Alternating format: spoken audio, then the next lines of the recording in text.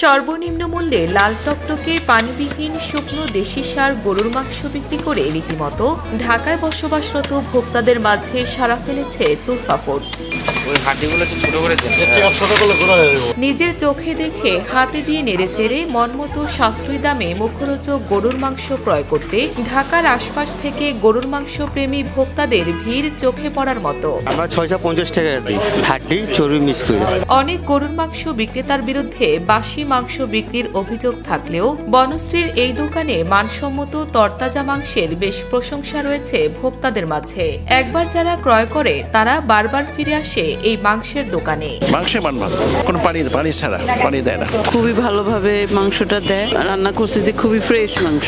ঢাকার গাবতলী সহ গরু উৎপাদনকারী গৃহস্থদের থেকে সরাসরি গরু ক্রয় করার কারণে ভোক্তাদের সাশ্রয়ী মূল্যে মাংস দেওয়া সম্ভব হয় বলে ধারণা সাধারণ ভোক্তাদের। দেশের বিভিন্ন প্রান্ত থেকে সরাসরি গরু ক্রয় করে থাকেন বনশ্রীর তুরফা ফুডস। আমরা সরাসরি যে উৎপাদনকারী তার কাছ থেকে সম্ভবত নিয়ে আসছে, এনে এখানে তারা নিজেদের ম্যানেজমেন্টে সেটা কেটে আমাদেরকে একটু কম প্রাইসে দিতে পারতেছে। আর এটা এনে বগুড়া দিয়ে গরু এর লেগে একটু পোষা যায়, বেশি গরু আনলে তার তুলির দামটা একটু বেশি, এই কারণে।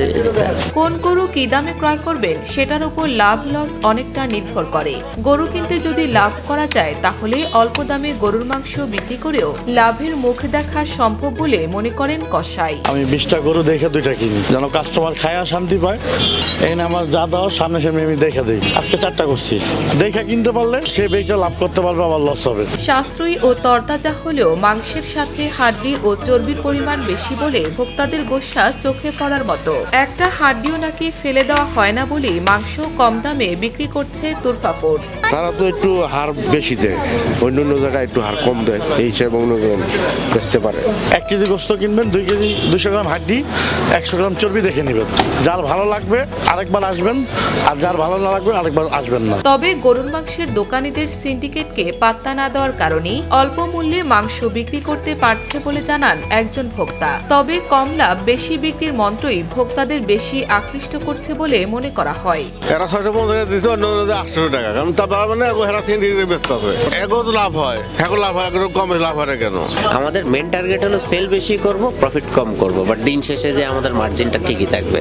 ঢাকার বনশ্রীতে অবস্থিত তুরফা ফুডসের মূল আকর্ষণ হলো ভোক্তারা এক ছাতার নিচ থেকে মাছ, মাংস, মশলা এবং অন্যান্য দেশি ফুডস একসাথে ক্রয় করতে পারে। ভোক্তাদের দৌড়ঝাঁপের কষ্ট থেকে মুক্তি দিতেই আমাদের এই আয়োজন বলে জানান তুরফা ফুডসের কর্ণধার কামরুল আম্বিয়া। তা আমাদের এখানে যখন আউটলেট দিলাম, আমরা চিন্তা করলাম যে আমাদের এখান থেকে যারা মাছ নিবে, মুরগি বা গরু যাদের লাগবে, তারা কি আবার আরেক জায়গায় যাবে? তো ওইটা চিন্তা করে পুরো কমপ্লিট একটা প্যাকেজ আমাদের সেট করা।